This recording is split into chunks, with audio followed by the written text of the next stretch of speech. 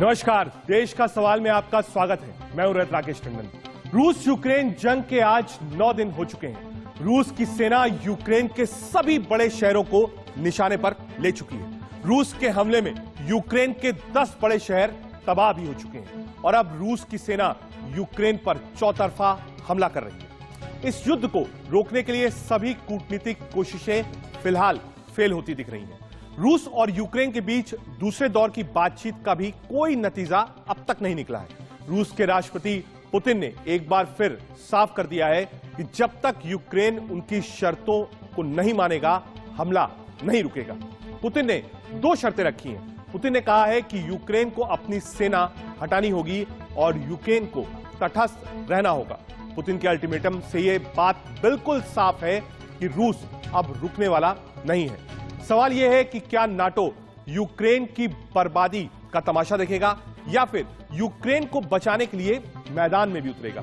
आखिर यूक्रेन की तबाही और बर्बादी का कसूरवार कौन? क्या यूक्रेन अमेरिका और नाटो की कठपुतली बन चुका है? अब यूक्रेन को इसकी कीमत अपनी बर्बादी से चुकानी होगी। बड़ा सवाल है। सबसे बड़ा सवाल यह भी है कि आखिर यूक्रेन की बर्बादी का विलेन कौन है? इन सारे सवालों पर आज हम अपने मेहमानों से बातचीत करेंगे। लेकिन सायरन ने एक बड़ी खबर आ रही है। जी हां, इस वक्त की बड़ी खबर आपको बता दें, कीव रीजन में घुसी है रूसी सेना। बड़ी खबर, जी हां, बड़ी खबर इस वक्त की स्क्रीन पर। कीव की बार बार चर्चा हो रही थी। कीव में रूसी सेना घुस चुकी है। रूस ने जारी किया है सेना का वीडियो। जी हां, बड़ी खबर इस वक्त की आपको वॉल पर दिखा रहे हैं। वीडियो में कई टैंक और सैन्य गाड़ियां अंदर की ओर घुस रही हैं। बेलारूस ने बॉर्डर पर हवाई सुरक्षा बढ़ा दी। देखिए, एक तरफ ब्रेकिंग आप देख रहे हैं, दूसरी तरफ वॉल पर देख सकते हैं ये वीडियो खुद रूस ने जारी किया है और ये आप देख सकते हैं विजुअल्स है।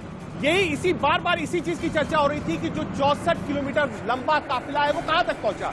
लोग मजाक भी बना रहे थे, लेकिन ये वीडियो खुद रूस ने ट्वीट किया है और एक के बाद एक बंदर बंद गाड़ियां और सैनिक जो है वो लगातार, ये देखिए लाइन से काफिला है, बड़ा काफिला है रूस के सैनिकों का, टैंक्स का, बंदरबंद गाड़ियों का, और ये सब कीव के अंदर घुस रहे हैं। खुद रूस ने इस वीडियो को ट्वीट किया है जैसी जानकारी मिल रही है और ये खबर बहुत बड़ी है क्योंकि बार बार ये हो रहा था कि यूक्रेन बार बार संघर्ष कर रहा है, कीव और खार्किव तक कब्जा नहीं हो पाया है, अंदर फोर्सेस नहीं घुस पाई हैं। बार बार यूक्रेन दावे कर रहा था कि टैंक्स उड़ा दिए, मिसाइल्स उड़ा दिए, लेकिन अब ऐसा कुछ नहीं है।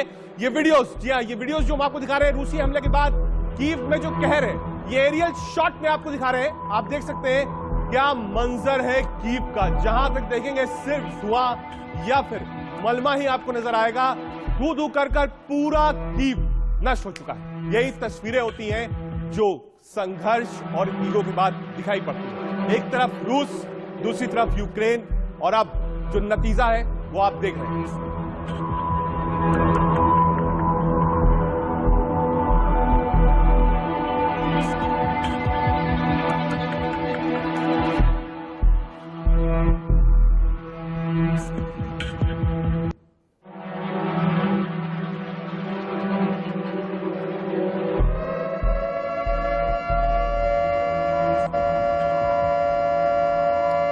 बड़ी खबर, जी हां, सायरन के बाद मतलब बड़ी खबर। कीव में रूसी हमले में 47 लोगों की मौत हुई है। मारियोपोल शहर पर भी रूस ने हमला तेज कर दिया है। मारियोपोल को रूसी सेना ने चारों ओर से घेरा है। मारियोपोल शहर अभी यूक्रेन के पास ही है, लेकिन जिस तरीके से घेराव है, जिस तरीके से बम्बार्डमेंट हो रहा है, माना ही जा सकता है। जो वीडियो अभी आपने देखा वो कीव के पास का देखा।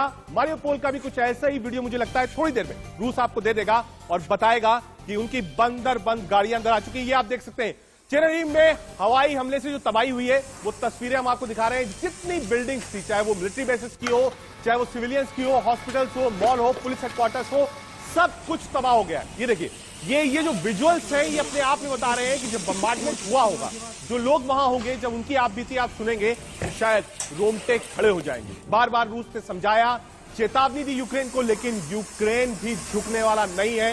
वो लगातार संघर्ष कर रहा है। बड़ा सवाल, क्या यूक्रेन कठपुतली बन चुका है अमेरिका की और नाटो की? ये जो तबाही है ये बता रही है कि ये तबाही फिलहाल यूक्रेन पर भारी।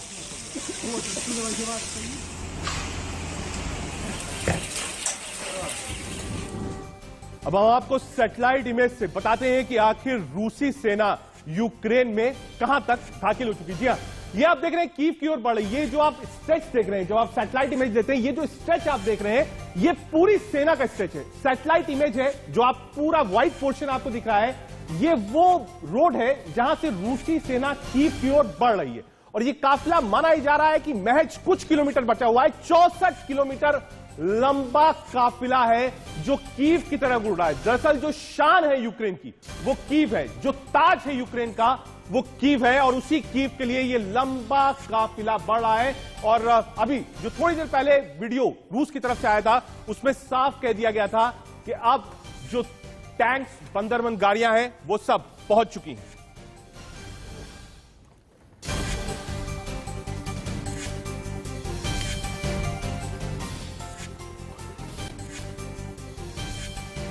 हमने आपको विजुअल्स दिखाए, सैटेलाइट इमेजेस दिखाई, जो अपडेट्स था वो भी दिखाया। एक बड़ा पैनल हमारे साथ है, सीधे अपने पैनल की तरफ चलते हैं और समझने की कोशिश करते हैं कि कूटनीति कहां तक पहुंची है। अब बातचीत का क्या कोई फायदा है? नाटो, अमेरिका क्या करेगा? यूएई ने मध्यस्थता की एक सिफारिश रखी है, एक पेशकश रखी है, उस पर रूस क्या करेगा? और क्या यूक्रेन महज एक कठपुतली बन गया है? क्या अब वो गलत कर रहा है? संघर्ष करने के बाद भी अगर वो रूस को रोक नहीं पा रहा है, आम सिविलियंस की जान जा रही है, जान माल का नुकसान हो रहा है, क्या इस वक्त जो यूक्रेन कर रहा है, अडिग है, छुप नहीं रहा, क्या वो सही है? मेजर रिटायर्ड मोहम्मद अली शाह साहब, रक्षा विशेषज्ञ हमारे साथ हैं।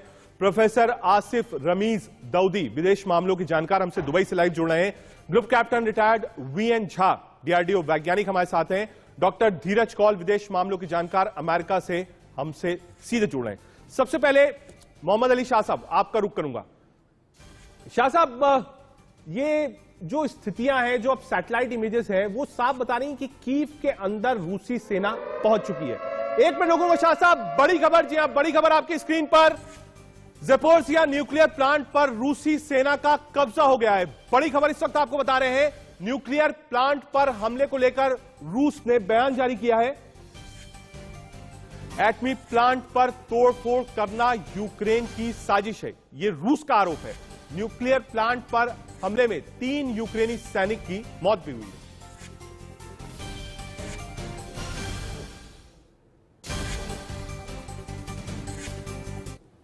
ठीक है, सबसे पहले वीएन झा साहब हमारे साथ हैं और साइंटिस्ट भी हैं। सर, बहुत स्वागत है आपका, आप सभी लोगों का।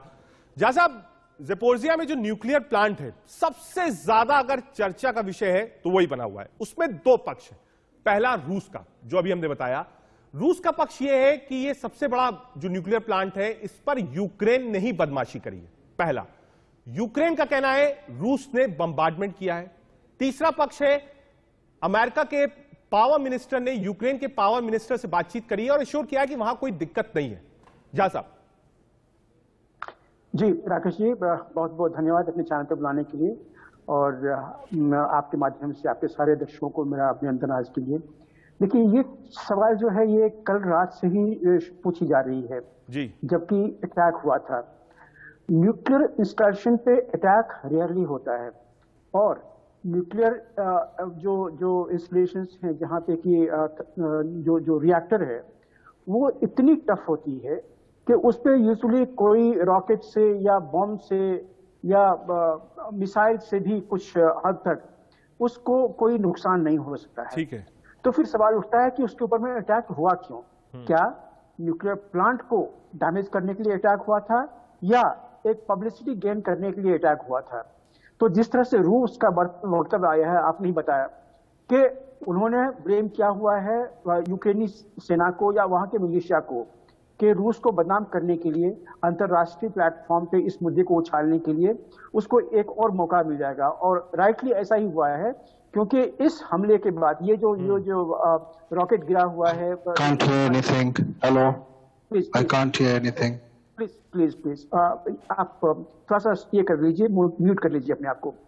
तो ये जो इंस्टॉलेशन अभी हमला हुआ है, इसमें क्या हुआ, अभी यूएनएससी में फिर से यूरोप ने और नेटो ने एक इमरजेंसी मीटिंग बुलाई है। तो इमरजेंसी मतलब एक प्रचार करने का, दुष्प्रचार करने का। ज्यादा संक्षेप में, उसके बाद धीरज कौल जी के पास भी जाएंगे, अमेरिका स्लाइड जुड़ रहे हैं। ज्यादा संक्षेप में, ये प्लांट है, ऑपरेटिव प्लांट है, जितनी पावर सप्लाई है वो इसी प्लांट से।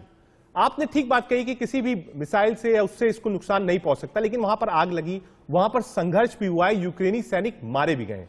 कितना खतरनाक हो सकता है, अगर मैं प्रैक्टिकल तो नहीं पूछ सकता हूं, लेकिन थ्योरेटिकल अगर आपसे कॉन्सेप्ट समझूं तो इस प्लांट को अगर नुकसान होता है और यह भी संघर्ष के दायरे में आता है, तो आसपास के इलाके, कितने दूर तक के इलाके इसके प्रभाव में हो सकते हैं? संक्षेप में जवाब जा साहब।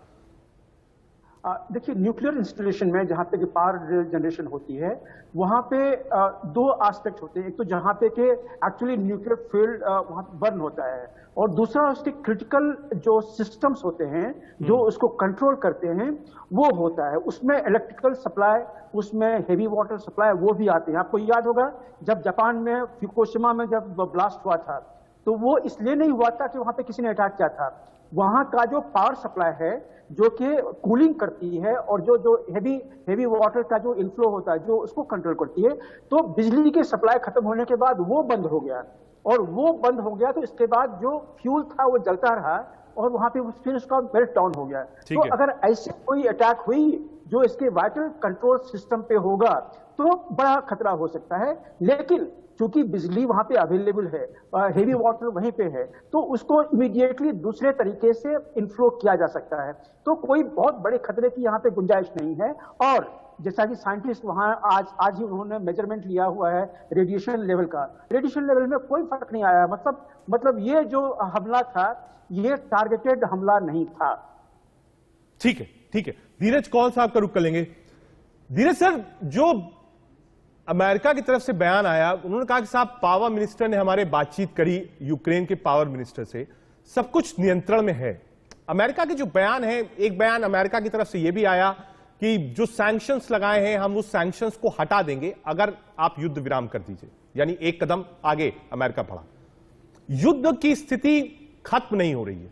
लोग आरोप यही लगा रहे हैं बार बार कि अमेरिका के झांसे में आके यूक्रेन की यह बर्बादी हो रही है, इसका जिम्मेदार अमेरिका भी है।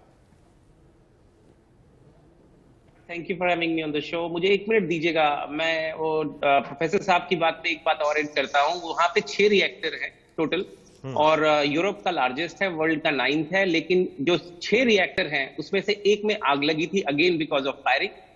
अब ये बात सही है, उन 6 में से एक ही फंक्शनल है करंटली जो एक्टिवली काम कर रहा है। और जो आग लगी थी, एक अच्छी खबर तो नहीं, एक धैर्य देने वाली खबर यह है, वो आग बुझा दी गई है bye Russian troops.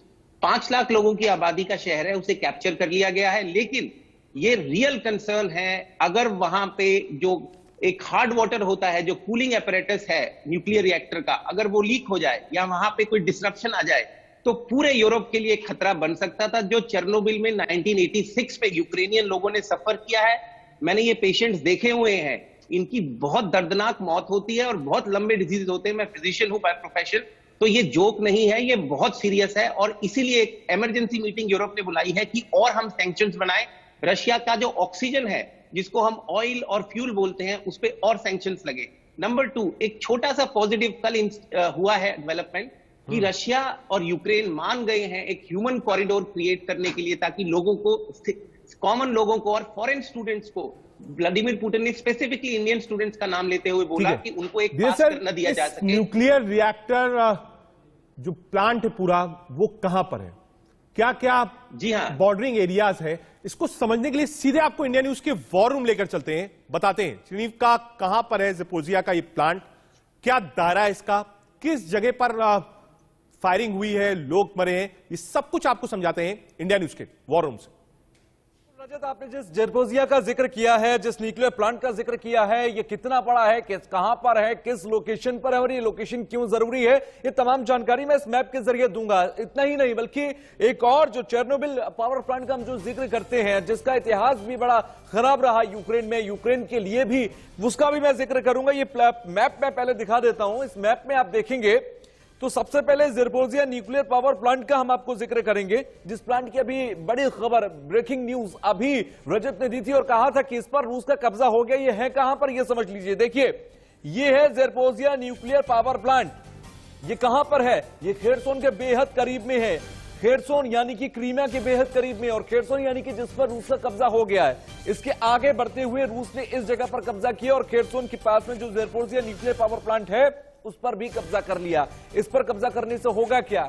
Zaporizhzhia nuclear power plant सिर्फ यूक्रेन में नहीं बल्कि अगर पूरे यूरोप में देखा जाए तो एक बहुत बड़ा न्यूक्लियर पावर प्लांट है। यहां से एक बड़े लेवल पर एनर्जी बनाई जाती है, इलेक्ट्रिसिटी बनाई जाती है, जिसका इस्तेमाल सिर्फ यूक्रेन नहीं बल्कि यूरोपियन देश भी करते हैं। यानी कि अगर इस पर आप कब्जा कर रहे हैं तो आप अपने ही नहीं, यूक्रेन पर ही नहीं बल्कि यूरोप के अंदर भी कई जगहों पर, कई हिस्सों पर आप एक प्रतिनिधित्व कर रहे हैं। एक आपने अपने कब्जे में कर लिया, यानी कि यहां से बनने वाला, यहां से अगर कोई प्रोडक्शन होगा उस पर आपका प्रतिनिधित्व होगा, आप ये तय करेंगे कि आगे क्या होगा। इसके अलावा चेरनोबिल पावर प्लांट, इस पर भी अगर देखें शुरुआत में हमले किए गए थे, लेकिन इन दोनों हमलों से अगर देखें, अगर आप न्यूक्लियर पावर प्लांट पर हमला कर रहे हैं, उस पर कब्जा कर रहे हैं, तो इसका मतलब है आप यूरोपियन यूनियन के तमाम देश, आप अमेरिका को भी सीधे सीधे बता रहे कि देखिए हमारी स्ट्रेटेजी सिर्फ यूक्रेन के साथ कुछ समझौतों को लेकर नहीं है बल्कि हम एक एग्रेसिव मोड में आगे बढ़ रहे हैं। और इसका खतरा ज्यादा था, बड़े लेवल पर महसूस हुआ। यही वजह थी कि अमेरिका से लेकर तमाम ब्रिटेन और तमाम दूसरे देश भी इसमें कूद गए। इसके साथ ही साथ अभी अगर हम देखें स्थिति क्या है, तो एक चीज और मैं इस पावर प्लांट से जुड़ी हुई दिखाना चाहता हूं। ये उस रिएक्टर का, ये उस पावर प्लांट का पूरा मैप है। आप इसमें देखेंगे कि ये कितना बड़ा पावर प्लांट है। अगर इसको तबाह करने की अगर बात आती है या फिर इस पर बॉम्ब शेलिंग हो रही है तो ये कितना बड़ा होगा। देखिए इसमें एक रिएक्टर नहीं है, इसमें 6 रिएक्टर काम करते हैं। इसका हम मैप लेकर खड़े हैं। पहला रिएक्टर यहां पर है, दूसरे रिएक्टर को आप यहां पर देखिए, तीसरा रिएक्टर यहां पर है, फिर चौथा रिएक्टर ये रहा, पांचवा रिएक्टर ये रहा और फिर छठा रिएक्टर ये रहा। इतने रिएक्टर्स इस पूरे उसमें लगे हुए हैं, इस पूरे प्लांट के अंदर लगे हुए हैं और यहीं पर शेलिंग की गई। तो अगर शेलिंग करके इसे कब्जे में लिया गया है तो इसका मतलब यह है कि एक बड़े पावर प्लांट को कब्जे में ले लिया है रूस ने। और अब इसके आगे रूस इसका इस्तेमाल किस स्ट्रेटेजी के साथ, किन देशों को हड़काने में, सीधे सीधे आम भाषा में इस्तेमाल करूं, किस तरह से यूरोपियन देशों को कंट्रोल करने में लेगा, ये एक बहुत बड़ी बात होगी। तो ये पूरा मैप है इस पूरे न्यूक्लियर पावर प्लांट से जुड़ा हुआ और बेहद महत्वपूर्ण मुझे लगता है कि आने वाले समय में इस कब्जे को लेकर होगा। Over to you Rajit. ठीक है तुषार, आपने संक्षेप में बताया कि कैसा है ये पूरा पावर प्लांट, 6 रिएक्टर्स हैं, आसपास के इलाके क्या है। एक बार प्रोफेसर आसिफ रमीज दाऊदी साहब, विदेश मामलों की जानकार, दुबई से लाइव जुड़ रहे हैं, एक बार सीधे उनके पास चलते हैं। आसिफ साहब, यूएई की तरफ से ये एक पेशकश की गई और मुझे लगता है शायद ये पहली ऐसी पेशकश होगी जिसमें ये बात कही गई कि अगर यूक्रेन और रशिया चाहे मध्यस्थता की जरूरत हो तो हम आगे आ सकते हैं। देखें, इसमें बात यह है कि चाहे आप यूएई की बात करें, सऊदी की बात करें, यहां तक कि इंडिया की बात करें, मध्यस्थता करने के लिए हमेशा इनिशिएटिव लिया, क्योंकि इनका जो मेन फोकस होता है वो ये होता है कि हम वॉर को इनकरेज नहीं करें। ये बहुत अप्रिशिएट करने वाली बात इसलिए है कि सबसे अहम चीज आज की तारीख में जो देखने को मिल रही है वो ये है कि पुतिन को कोई नेगोशिएशन करने के लिए तैयार तो करे। बीच में मैक्रोन की तरफ से बात हुई थी वॉर शुरू होने के पहले, लेकिन हो नहीं पाया था कुछ भी। अब आप ये बताएं कि अगर तो यूएई की तरफ से ऐसी कोई शुरुआत हो रही है और उसमें अगर दूसरे भी वैसे मुल्क जो ये चाहते हैं कि इस तरह के वॉर्स नहीं हो और जो चाहते हैं कि जल्द अज जल्द कोई भी बीच की बात निकल के वो वॉर रुक जाए, लोगों की जाना जो है वो रुक जाए, जो परेशानियां हैं वो रुक जाए, तो इसके लिए मैं तो बहुत अप्रिशिएट करता हूँ यूएई की इन तमाम चीजों को। और इस पूरे रीजन में भी आप देखेंगे, और साथ साथ मैं इंडिया का भी बताता चलूं कि इंडिया का हमेशा से जो एक रुख रहा है, अभी भी एक इंडिया की तरफ से स्टेटमेंट, अगर आप फॉरेन मिनिस्ट्री के स्टेटमेंट की बात करें उसमें ये है कि किसी भी तरह से डिप्लोमेसी का जो चैनल है या फिर एक बातचीत की जो एक शुरुआत होनी चाहिए उसी के फेवर में है कि पीसफुल सॉल्यूशन निकले, ना कि वॉर पे सॉल्यूशन हो। अब ऐसे हालात में हमारा जो मेन कंसर्न है कि अगर यूएई की ये बात हो जाती है और कम से कम अगर कुछ नहीं है तो एक सेफ पैसेज ही मिल जाए, सेफ कॉरिडोर मिल जाए जो फॉरेन स्टूडेंट्स है उनको निकालने के लिए। और मेरा जो खास कंसर्न है वो है इंडियंस को निकालने के लिए, जो बच्चे वहां अभी भी फंसे हुए। हालांकि ऑपरेशन गंगा की तरफ से बहुत सारे लोग अभी तक आ चुके हैं और बहुत अप्रिशिएट करने की बात है कि ऐसे मौके पे इस तरह से लोगों को वहां से निकालना कोई आसान काम होता नहीं है, फिर भी वहां से लोग आ रहे हैं। लेकिन जो मेडिसिन में पढ़ रहे बच्चे जो वहां पे हैं, कई दोस्तों ने मुझसे भी सवाल किया, मैं आपके चैनल के माध्यम से भी बात रखना चाहूंगा कि भाई आखिर इतने सारे ऐसे सिचुएशन में कैसे जो है हमारे लोग जो है वो मेडिसिन के लिए वही चले जाते हैं, दूसरे मुल्क में चले जाते। कोई ऐसा तरीका अगर निकाल ले हमारी सरकारें, हम तो रिक्वेस्ट करेंगे कि इन लोगों को हमारी इस पढ़ाई की आसानी हो जाए। ठीक है। लेकिन इस वजह से जो लोग यहाँ पे जाके इतनी महंगी, मतलब क्या वजह हो जाती है कि मेडिकल की पढ़ाई इतनी महंगी, ठीक है, यहाँ से उस सम्मान पॉइंट से पर चल भी रही है। आएंगे। ठीक है प्रोफेसर, आ रहा हूं आपके पास। धीरज कौल जी के पास चलते हैं। धीरज जी वापस आऊंगा उसी, क्योंकि आज जो चर्चा का विषय है वो जो न्यूक्लियर पावर प्लांट्स हैं, चाहे वो चर्नोबिल का हो चाहे ज़पोरिज़िया का हो, वो एक मैटर ऑफ कंसर्न है। सिर्फ अमेरिका की नहीं, मुझे लगता है ग्लोबली लोग इसके बारे में सोच रहे हैं कि जो संघर्ष हो रहा है, अगर वो उस पर कोई भी डैमेज होता है, जो फिलहाल आप लोगों ने जैसा कहा और जैसी रिपोर्ट से नहीं हुआ है, इसको कैसे प्रोटेक्ट किया जाए। सिर्फ बात दुर्घटना की नहीं है, जो भी पावर सप्लाई है वो भी इसी प्लांट से हो रही है। अगर इसमें कुछ दिक्कत होती है तो वो और संघर्ष का केंद्र बन जाएगा। डॉक्टर धीरज। जी हाँ, बिल्कुल। आप मुझे प्लीज 1 मिनट दीजिए, मैं अपनी बात, एक बहुत इंपॉर्टेंट बात खत्म करना चाहता हूं कि ये इंटरनेशनल ऑर्गेनाइजेशन है जो nuclear energy, international atomic energy agency जो है, पूरे वर्ल्ड के न्यूक्लियर पावर प्लांट्स को देखती है, क्योंकि हम फॉसिल फ्यूल कम यूज करना चाहते हैं, इससे न्यूक्लियर पावर और बढ़ेगी विद फ्यूचर। लेकिन इनका एक मानक है, कोई भी responsible army in nuclear installations पे अटैक नहीं कर सकती। They are off air unless you are Malaysia. और रशियन आर्मी से बहुत हाई एक्सपेक्टेशंस हैं वर्ल्ड की, और ये बहुत अनरिस्पॉन्सिबल एक्शन है। आप किसी भी कंट्री की साइड लीजिए, मानवता पे अटैक है। You are putting the entire Europe under risk. और ये जो रेडियो एक्टिव मटेरियल होते हैं, ये पूरे वर्ल्ड में ट्रैवल करते हैं, एक जगह स्टेशन नहीं होते। और प्लीज ये समझिए, यूक्रेन ने ये झेला है 1986 में, और वहां पर भी कवर अप, रशिया के मेस की वजह से कवर अप हुआ था। जर्मनी तक ये क्लाउड्स गए थे। और ये जो रिएक्टर है 20% ऑफ एनर्जी यूक्रेन को प्रोवाइड करता है, और ये जो 1/6 में से काम कर रहे हैं वो भी 60% कैपेसिटी पे काम कर रहा है। तो ये समझना जरूरी है, ये यूक्रेन का पानी, बिजली, इसको बिल्कुल कंट्रोल करना चाहते हैं, लेकिन there are some things you can not do professionally. ये बहुत बहुत सीरियस है। आज अमेरिका में सुबह हो रही है, आप देखेंगे पूरा वर्ल्ड इसको क्रिटिसाइज करेगा। और एक और बात, क्योंकि गैस और ऑयल के प्राइसेस बढ़ रहे हैं, इसलिए गल्फ के ऊपर बहुत और प्रेशर अमेरिका डालेगा, ताकि $119 प्रति बैरल तक टच कर चुका था कल, और अब थोड़ा सा नीचे है, और नीचे गिराने के लिए, क्योंकि इन्फ्लेशन एक रियल प्रॉब्लम है, हर किसी की जेब पे हर्ट होगा। ये बहुत सीरियस इश्यू है, इस वॉर को रुकना ही पड़ेगा मानवता के लिए। और अब इंडिया को समय आ गया है कि मध्यस्थता करने के लिए आगे स्टेप बढ़ाना ही पड़ेगा, क्योंकि इंडिया की बहुत अच्छी क्रेडिबिलिटी है वर्ल्ड में। जहां साहब कुछ ऐड करना चाह रहे हैं? दोस्त है रशिया। ठीक है, आ रहा हूं धीरज कौल जी, आ रहा हूं। कुछ ऐड करना चाह रहे हैं जहां साहब? अभी जो थोड़ा सा पहले यूएई के प्रवक्ता बोल रहे थे, यूएई से मैं बहुत बहुत सराहना करता हूं यूएई की, उसने ये डिप्लोमेटिक चैनल स्टैब्लिश किया हुआ है। देखिए, आज से लगभग 6-7 दिन पहले से हम लोगों में से कुछ लोग अपने गवर्नमेंट के लिए ये सलाह दे रहे हैं कि अभी तक जो मध्यस्थता का जो आगाज हुआ था, चाहे वो जर्मनी कर रहा हो चाहे फ्रांस कर रहा हो, तो जर्मनी और फ्रांस ये तटस्थ नहीं थे, ये न्यूट्रल लोग नहीं थे। इसीलिए कहीं ना कहीं रूस का जो इनके ऊपर विश्वास था उसकी कमी थी। लेकिन भारत उस जगह में है जो कि रूस का भी फ्रेंड है, यूक्रेन का भी फ्रेंड है, यूरोप का भी फ्रेंड है और नेटो का भी फ्रेंड है। एग्जैक्टली।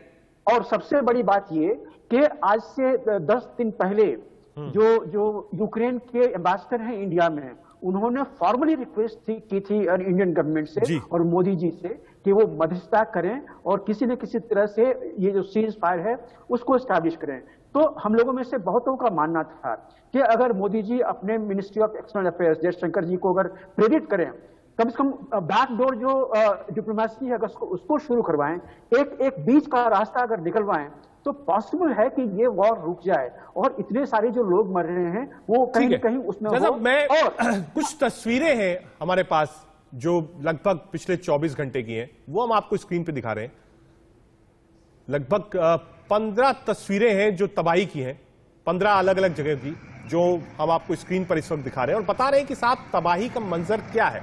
ये वो तस्वीरें जो हमें मिली हैं, कीव की है, आग की तस्वीर इरपिन की है, खार्किव की है, लवीव की है, ओडेशा की है, माइकोलिव की है, खेरसान की है, सुमी की है, नेप्रो की है, पोल्ताया की है, मेल्टोपोल की है, मारियोपोल की है, चेरनहाइव की है, ज़पोरिज़िया की है, लुहांस्क की है, दोनेत्स्क की है।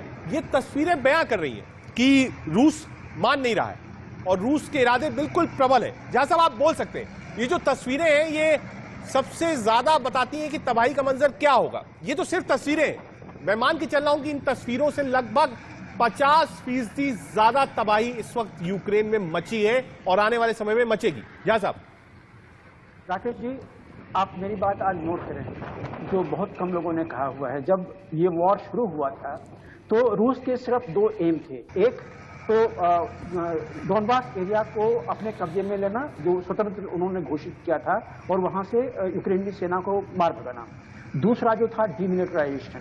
अगर इसका डीमिलिटराइजेशन करने का अगर इरादा होता तो वो सिर्फ और सिर्फ सैनिक ठिकानों पे अपने आप को अपने जो अटेंशन है केंद्रित करता। और जहां भी जैसे ये जितने भी शहरों का भी आप नाम गिनाए हैं, चाहे खार्किव हो, चाहे सुमी हो, चाहे वो चेरनोबिल हो, ये सारे जो शहर हैं जहां से के सिविलियंस फायरिंग कर रहे थे, उसको स्कर्ट करके उसको बाईपास करके वो आगे बढ़ जाते और जहां जहां मिलिट्री एस्टैब्लिशमेंट है उसको न्यूट्रलाइज करके जो ये है प्रेसिडेंट है वहां का, उसको वो पकड़ते, जेलेंस्की को पकड़ते, या तो उसका वो वहां पे हत्या कर देते या उसको अरेस्ट कर देते। आसिफ रमेश जी, आपके पास आऊंगा, लेकिन उससे पहले फिर से एक बार डॉक्टर धीरज कौल के पास चलते हैं। डॉक्टर धीरज, जो ये मंजर है, ये 2 पक्ष थे इसके। एक पक्ष यूक्रेन सल्तनत त्याग देता, जेलेंस्की कहते हैं कि साहब मैं मानता हूं, आप जो कहिए मैं मानने को तैयार हूं, डीमिलिटराइजेशन करूंगा, नाटो की तरफ नहीं बढ़ूंगा, जैसी सत्ता आप चाहते हो जाते, तो शायद ये 15 तस्वीरें इस वक्त दिखाने की जरूरत होती नहीं हमको। लेकिन कोई आदमी कहे कि सिर्फ यूक्रेन और जेलेंस्की ही काम कर रहे हैं, ऐसा नहीं है। एक पीछे से बैकअप है, पार है, जो कह रही कि साहब हम इतने अरब डॉलर अकाउंट में डाल रहे हैं, आप संघर्ष करते रहिए। जो ये भी कह रही कि हम इसका विरोध करते हैं लेकिन हम अपनी सेना नहीं उतारेंगे। तो आप सेना उतारेंगे नहीं, संघर्ष आमने सामने करेंगे नहीं, पैसों का क्या होगा? जिनकी जानें गई हैं आप देते रहिए अरबों मिलियन डॉलर्स रुपए, क्या ये शहर फिर से बन जाएंगे? कितना वक्त लगता है एक मकान बनाने में? ये तो पूरा शहर, पूरा देश उजाड़ के रख दिया। कौल साहब। जी हाँ, बिल्कुल, आप बिल्कुल सही। मानवता का जो डैमेज हुआ है, ह्यूमन लॉस जो हुआ है, वो बिल्कुल नॉन रिप्लेसेबल है। मिलियंस ऑफ डॉलर डाल दीजिए, एक जान वापस नहीं ला सकती। और इसको हम लोग मेडिकल प्रोफेशन के फिजिशियन से ज्यादा शायद ही कोई समझता होगा। हमने मिलियंस ऑफ लोगों की मृत्यु देखी है कोविड से, अभी तक पूरी तरीके रिकवर नहीं हुए हैं और लोग आपस में लड़ना शुरू कर चुके हैं। आप एक बात को समझिए, मैं इन एरियाज में जा चुका हूं, थोड़ा समय भी गुजारा है। रशियन यूक्रेनियन लोग आपस में भाई बहन हैं, एक ही लोग हैं, एक ही रिलीजन है। किसी की मदर रशिया में रहती है, किसी का भाई यूक्रेन में रहता है। ये बिल्कुल मेरी समझ से बाहर है। और ये जो रशिया का कंसेप्ट है कि वो न्यूक्लियर मिसाइल लगा देंगे अगर नेटो के पार्ट बनेंगे, हमारी बाउंड्री पे आ जाएंगे, तो भाई में तो तभी लड़ाई लगती है जब तीसरा व्यक्ति बीच में आता है। ठीक है, आपके पास आऊंगा। आसिफ रमेश जी, आपके पास भी आऊंगा, लेकिन आप लोगों को सिर्फ 30 सेकंड के लिए रोक रहे हैं। सिर्फ 30 सेकंड दीजिए। इस वक्त की सुर्खियों पर एक नजर। अपने पैनल की तरफ चलेंगे और पैनल पर जाने से पहले एक सायरन, और सायरन का मतलब बड़ी खबर। जी हां, इस वक्त की बड़ी खबर आपकी स्क्रीन पर। अमेरिकी विदेश मंत्री एंटनी ब्लिंकन का बड़ा बयान। नाटो देशों की रक्षा करेंगे। एंटनी ब्लिंकन ने कहा संघर्ष होता है तो हम इसके लिए तैयार हैं। इसका मायने क्या है? जी हां, पैनल पे चलेंगे, सीधे पैनल पे चलिए। और Secretary General said, ours is a defensive alliance. We seek no conflict. But if conflict comes to us, we're ready for it. And we will defend every inch of NATO territory. At the same time, as the Secretary General said, we're preparing for NATO's future.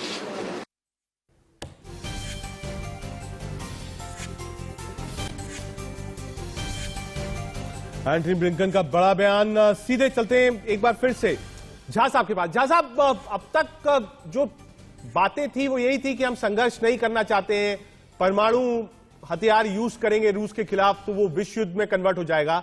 लेकिन धीरे धीरे आहिस्ता आहिस्ता बात वहीं तक पहुंच रही है जिसका कयास पहले दिन से लगाया जा रहा था। एंटनी ब्लिंकन का ये बयान कि हम रक्षा करेंगे और जरूरत होने पर संघर्ष कर लेंगे, किस तरफ इशारा है? क्या यूक्रेन की मदद के लिए अमेरिका वाकई ग्राउंड पर उतरेगा? इस समय की मांग यही है। देखिए, ये बयान बिल्कुल किसी मतलब का नहीं है। उसने कहा है कि अगर हमारे नेटो पे हमला हुआ तो हम किसी भी तरह से फिर उसकी आप एक इंच की रक्षा करेंगे। क्या नेटो पे हमला हो रहा है?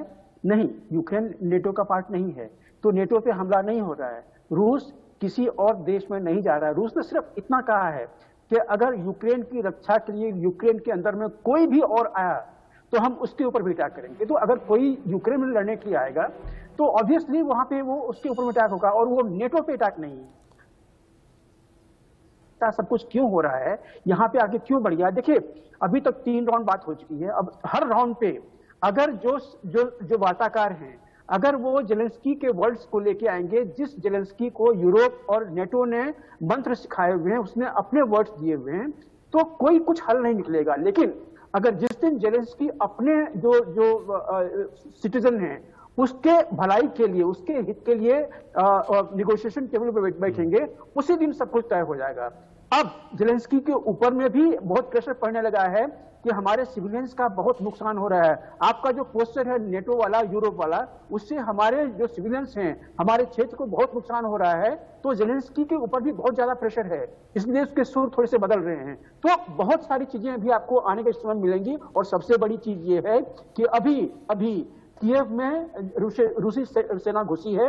अब जेलेंस्की कितना दिन रहेगा, वो रहेगा या नहीं रहेगा, आगे क्या होगा, ये सब कुछ आने वाला ठीक है। एक बार प्रोफेसर आसिफ रमीज जी के पास चलते हैं। प्रोफेसर साहब, एंटनी ब्लिंकन का जो ये बयान है, ठीक है, नाटो में नहीं है,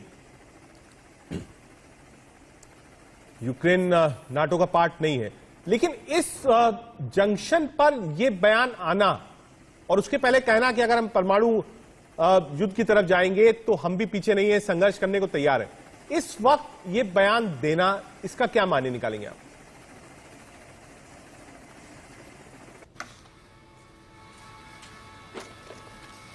देखिए, इस तरह के बयान तो आ ही रहे कई दिनों से। आपने उस दिन अगर जो बाइडेन की स्पीच सुनी होगी, उसमें भी कहा गया, फिर बीच में ये आया कि अब नेटो की फोर्सेस जो है हर तरह की मदद भी कर सकती। ठीक है, यूक्रेन जो है वो नेटो का मेंबर नहीं है, लेकिन उसके बावजूद भी अगर यहाँ के अमेरिका के फॉरेन मिनिस्ट्री से इस तरीके का बयान आता है, तो वो सीधा सीधा मैसेज यही है कि हम किसी भी तरह से जिस चीज की एक शुरुआत हुई है, सैंक्शन से आगे बढ़ने की कोशिश कर रहे हैं। न्यूक्लियर वॉर की तरफ अगर कुछ जाता है तो हम और भी ज्यादा आगे बढ़ेंगे। आपने अपने पिछले इसमें एक इंट्रोडक्शन में एक बस्तियों को जलाने की बात करी थी, मैं जरा सा आपका ध्यान उस पर ले जाना चाहूंगा और कनेक्ट करूंगा इस चीज को जो आपने सवाल किया उससे। कहते हैं ना कि लोग टूट जाते हैं एक घर बनाने में, तुम तरस नहीं खाते बस्तियां जलाने में। तो ऐसी सिचुएशन में अगर बस्तियां जलती गई और इस तरीके के कहते हैं ना आदान प्रदान होता गया इस एग्रेशन का, तो उससे लोगों की जानें ही जाती जाएंगी। हकीकत तो यह है कि उस तरह की चीजों को अप्रिशिएट करने की जरूरत है, उस तरह की चीजों को शुरुआत करने की जरूरत है जो यूएई की तरफ से या जो इंडिया अपनी तरफ से कोशिश कर रहा है कि कैसे भी पीसफुल तरीके से बात हो। अगर एंटनी ब्लिंकन या वहां से अगर क्या कहते हैं बात निकल के आई है रशिया के इस कॉन्टेक्स्ट में और यूक्रेन के इस कॉन्टेक्स्ट में, तो कहीं ना कहीं ये देखने की जरूरत है कि उधर पुतिन भी अपनी तरफ से बिल्कुल पीछे हटने को तैयार नहीं हो रहे हैं। किसी नहीं, उन्होंने साफ पहले ही कह दिया था कोई भी बीच में आएगा तो वो अंजाम भुगतने के लिए तैयार रहे। ये तो फर्स्ट डे उन्होंने कह दिया था। लेकिन इधर इन्होंने भी कहा था, नेटो ने और जो बाइडेन की तरफ से भी कहा था कि आप भी बहुत ही सीवियर कॉन्सिक्वेंसेस को भुगतने को तैयार रहे। लेकिन हकीकत ये हुआ कि कहीं ना कहीं पुतिन ने जिस तरीके से इन्वेजन किया और जो सिचुएशन सामने आई, उसको देखते हुए लग रहा था कि क्या अंजाम थे। ठीक है, सैंक्शंस रहे और बाकी चीजें रही, लेकिन और क्या आगे हो सकता है ये समझने की बहुत ज्यादा जरूरत है। लेकिन हमारे साथ मेजर रिटायर्ड मोहम्मद अली शाह साहब भी जुड़ गए हैं। शाह साहब, बहुत स्वागत है आपका, थोड़ा लेट आज आप आए। ज़पोरिज़िया और चर्नोबिल पावर प्लांट पर जो खबरें आ रही हैं वो उस पर हमने चर्चा करी, उस पर एक कमेंट आपका चाहेंगे। बार बार लोग ये कह रहे हैं कि साहब ये सबसे ज्यादा जो आप कह सकते हैं घातक अगर कोई चीज हो सकती है तो ये 2 पॉइंट्स हैं। ये जो 2 एपी सेंटर्स हैं, ये रूस, यूक्रेन, यूरोपियन कंट्रीज सब जगह तबाही ला सकते हैं। शाह साहब, आपका अपना कमेंट इस पर। जी, ये सुबह जब ये खबर आई थी तब उस टाइम पे मैं अलग चैनल पे था, तो ये कह रहे थे कि ये जैसे कि वहां से भी बयान आए थे यूक्रेन से कि ये क्रैनोबिल से 10 गुना ज्यादा बर्बाद कर पाता था ये, तो उससे लोग घबरा भी जाते हैं, डर भी जाते हैं। एक तरीके से इनडायरेक्टली वो इंटरनेशनल कम्युनिटी को बता रहे थे कि भाई ऐसा हो सकता था, ठीक है। लेकिन बाद में अभी धीरे धीरे थोड़ी जब टाइम बीता, दोपहर आई, शाम आई, अब एग्जैक्ट डिटेल्स मालूम पड़ी कि उसके आसपास का घर जल गया था और ये था, मगर वो बाल बाल बचे कहते हैं। मैं तो कहता हूँ बाल बाल बचे नहीं, अभी जो डैमेज हो रहा है ये भी बहुत ज्यादा डैमेज हो रहा है। तो जो लोग अभी इस टाइम पे बयानबाजी कर रहे हैं रशिया यूक्रेन कि हमने इतने मार दिया, हमने इतना ये गिरा दिया, कोई शान की बात नहीं है। किसी के बेटे को, किसी की बच्ची को अपने बाप से जुदा करना, किसी के भाई को अपने भाई से जुदा करना, किसी माँ को अपने बेटे से जुदा करना, तो ये जी हाँ इतना ज्यादा तबाही ला सकता था। वैसे ये जैसे कि आपको मैं एग्जाम्पल देता हूं, मैं हिरोशिमा नागासाकी में 40s में जब बम गिरे थे, ये एक ऐसा हमला था जहां पे आज तक वहां पे लोग अभी भी उनको डिफेक्ट्स हाँ, रेडिएशन इफेक्ट है आज तक। ठीक है शाह साहब, आऊंगा आपके पास, एक मिनट दीजिएगा। एक बार झा सर के पास वापस चलते हैं। झा साहब, क्योंकि बार बार हम बताते रहते हैं कि साहब जो परमाणु क्षमता है वो किसके पास क्या है, उसमें नंबर 1 पर रूसी है, अमेरिका नहीं है, रूस है। 6000 के ऊपर परमाणु हथियार जो है वो उसके पास है, और उसको यूज जिस तरीके से चलना, चाहे बैलिस्टिक मिसाइल्स हो, रॉकेट लॉन्चर्स हो, वो सब भी पर्याप्त मात्रा में। लोग ये भी समझना चाहते हैं, हालांकि हम यही कामना करेंगे कि ऐसी स्थिति ना आए, लेकिन जो ये पूरा इलाका है, बाल्टिक कंट्रीज है, पोलैंड है, रोमानिया है, ये बहुत क्लोज कांटेक्ट वाले कंट्रीज है। मतलब बिल्कुल शेयरिंग बॉर्डर है, 10 किलोमीटर, 15 किलोमीटर, 25 किलोमीटर। क्रीमिया है, रोमानिया है, हंगरी है, पोलैंड है, बिल्कुल क्लोज आप कह सकते हैं बॉर्डर है। ऐसे में अगर कोई न्यूक्लियर वेपन का इस्तेमाल होता है, मैं फिर से कहूंगा ऐसा ना हो कभी भी, हम लोग बात लेकिन कर रहे हैं उस पर, अगर ऐसा होता है तो क्या ये जो क्लोज कांटेक्ट वाले कंट्रीज हैं, इसकी मारक क्षमता आज के दिन का जो न्यूक्लियर वेपन है उसकी क्या होगी? राकेश जी, सबसे पहले तो मैं आपको बता दूं कि ये न्यूक्लियर आर्सेनल जो हैं, ये कोई वॉर जीतने के लिए नहीं है, ये कोई टैक्टिकल वेपन नहीं है कि इसको आप चला के सो शहर को आप कब्जा कर लीजिए, इसको उसके ऊपर में आप अपना आधिपत्य जमा लीजिए, ये उसके लिए है ही नहीं। ये न्यूक्लियर वेपन इसलिए है कि स्ट्रेटेजिकली जब आपका अस्तित्व जब खतरे में आ जाए तब आप ये चला सकते हैं। और ज्यादातर जो नेशंस हैं न्यूक्लियर पोजीशन वाले, उन्होंने अपने आप पे एक सेल्फ पाबंदी लगा रखी है, नो फर्स्ट यूज। लेकिन नहीं जब साहब, एक मिनट, सिर्फ एक सेकंड के लिए रोकूंगा। नो फर्स्ट यूज पे इंडिया भी है, चाइना भी है। मेरी जानकारी के हिसाब से रूस, अमेरिका दोनों कंट्रीज नो फर्स्ट यूज में नहीं आते। अगर मैं गलत हूं तो एक बार मुझे सही कर दीजिएगा। नहीं, पाकिस्तान को छोड़ के बाकी सबों ने कहा हुआ है नो फर्स्ट यूज, और दूसरा चीज उन्होंने ये कहा हुआ है no use against the non nuclear states. लेकिन ये जो है ये उनकी अपनी जो एडमिनिस्ट्रेटिव प्रोसेस उसके अंदर में है। कभी भी जब आप थ्रेटन हो, जब आपको कोई चारा ना रहे, तब आपने फर्स्ट यूज के लिए भी उसको चलाना है। इसकी भी उसमें छूट है। और ये सारे साहब, रोकूंगा आपको। सायरन, बड़ी खबर इस वक्त की आपकी स्क्रीन पर, यूएनएचआरसी में यूक्रेन संकट पर वोटिंग हुई है। भारत ने वोटिंग में हिस्सा नहीं लिया है। रूसी हमले की जांच कमेटी बनाने पर मतदान हुआ। बड़ी खबर इस वक्त की, चौथा ऐसा मौका जब भारत ने अपने आप को एब्सटेन किया है। डॉक्टर धीरज कौर, मुझे लगता है कि इस पर एक कमेंट आपका चाहिए। जरूर, प्लीज मुझे 1 मिनट दीजिए अपनी बात खत्म, क्योंकि मैं अपनी बात ही नहीं कंप्लीट कर पा रहा हूं। लिथुआ, लाटविया, एस्टोनिया रशिया के बॉर्डर पे है, आज से नहीं 15 साल से है, और नेटो का मेंबर है। उन्होंने कोई न्यूक्लियर मिसाइल्स नहीं लगाई, तो ये यूक्रेन लगा देगा, ये कंसेप्ट मुझे समझ नहीं आता। नंबर 2, जो आप क्वेश्चन पूछ रहे थे, ये चेरनोबिल से 10 गुना, मैं चेरनोबिल जा चुका हूं एक्चुअली आउटस्कर्ट्स में, तो चेरनोबिल से 10 गुना ज्यादा एक्सप्लोजन हो सकता है। चेरनोबिल के एक्सप्लोजन का अगर आप यूएन का डाटा देखें तो 1,25,000 लोग रेडिएशन के एक्सपोजर में आए थे। Belarus, Ukraine, Hungary, Romania, Poland, Germany तक इफेक्ट हो गए थे। ये बहुत सीरियस है। और हम जो ये पॉलिसीज की बात करते हैं, फर्स्ट नो यूज पॉलिसी, तो ये भी है कि आप न्यूक्लियर रिएक्टर पे अटैक नहीं कर सकते। ये पॉलिसीज हमेशा टूटती हैं, सेकेंड वर्ल्ड वॉर में भी टूटी थी, और बहुत देश तोड़ते हैं। तो ये समय है कि सारे मानवता के लोग एक साथ आए, टेबल पर बिठाए रशिया और यूक्रेन को, ये इश्यू को रिजॉल्व करे। एक एक दिन जो बढ़ रहा है, हजारों लोगों की मृत्यु हो रही है, छोटे छोटे बच्चे बेघर हो रहे हैं, वॉर शेलिंग के अंदर मदर्स मर रही हैं, डॉटर्स मर रही हैं। ये डिजास्टर है 21st सेंचुरी का। इसको लोग बहुत लाइटली ले रहे हैं, कई कंट्रीज में जो अलाइनमेंट नहीं कर रही। और ये जो भारत का स्टैंड है नॉन अलाइनमेंट का, आई थिंक महात्मा गांधी का देश है। ये समय है कि भारत मध्यस्थता करे। रशिया और अमेरिका के साथ भारत के एक्सीलेंट रिलेशनशिप है। India is in a state of power to start this negotiation, और हम एक्सपेक्ट करते हैं और प्रे करते हैं कि मोदी जी जैसे strong leader I think he is the man who can bring peace to the world at this time. It's the need of the hour. इसको प्लीज आप समझिए, ये छोटा मोटा वॉर नहीं है। जिस हिसाब से चल रहा है पूरी वर्ल्ड को ये थर्ड वर्ल्ड वॉर के कगार पे लाके खड़ा करने की क्षमता रखता है। ठीक है। मोहम्मद अली शाह साहब एक बार वापस आएंगे। जो फोर्सेस हैं खार्किव कीव की तरफ बिल्कुल तेजी से बढ़ रही है, न्यूक्लियर प्लांट्स पर भी हमले की खबर है। आगे क्या होता है? 8 दिन पूरे हो चुके हैं, आगे मंजर और कितना बर्बादी को देखने को मिलेगा और कहां तक यूक्रेन संघर्ष करेगा? क्या अभी भी कोई संघर्ष बचा है यूक्रेन के लिए? इतनी तबाही के वीडियोज है, जब हम आपसे बात कर रहे हैं तो ऊपर एक एक तस्वीरें आपको दिखा रहे हैं और तस्वीरें बयां कर रहे हैं कि बिल्कुल कोई कंपटीशन नहीं है, ये एक तरफा है। मतलब आप खड़े हैं कि आइए मुझे मारिए। बिल्कुल, ये एक अंत की शुरुआत है और इसके बाद ना ही किसी का फायदा होने वाला है और ये दो देश तो बिल्कुल डूबेंगे ही डूबेंगे। फायदा किसका होएगा? अमेरिका का और चीन का, और वो खिली उड़ाएंगे इस पे। नेटो ने, अमेरिका ने जो यूक्रेन को एक पपेट की तरह एक बलि का बकरा बनाया, अब दोनों का रूस जो है, जो सुपर पावर था 91 में, वो वही बना चाह रहा था। देखिए ये तो यूक्रेन से भी बढ़कर गिरेगा बिल्कुल, और साथ में जो डूबेगा साथ में और को डूब ले जाएगा। और यूक्रेन जो है, उनके राष्ट्रपति ज़ेलेंस्की, नहीं हम मरते दम तक बहादुरी से लड़ेंगे, ये वो। भाई मैं जज्बे की उनकी सलाम करता हूं, उनके जो देशवासी हैं, ठीक है, अच्छी बात है, लेकिन वो कोई सही तरीका नहीं है कि भाई ये हम भी साथ हम मरते दम तक डूबेंगे। एक समझदारी, एक जोश और एक होश में फर्क होता है। और कोई लोग कहेंगे कि भाई उनका पूरा अधिकार है अपनी सोवरेनिटी, अपनी इंटीग्रिटी प्रोटेक्ट करने का। जी हाँ, बिल्कुल है, लेकिन तब तक है जब तक आप स्वयं अपने लिए जिम्मेदार हैं।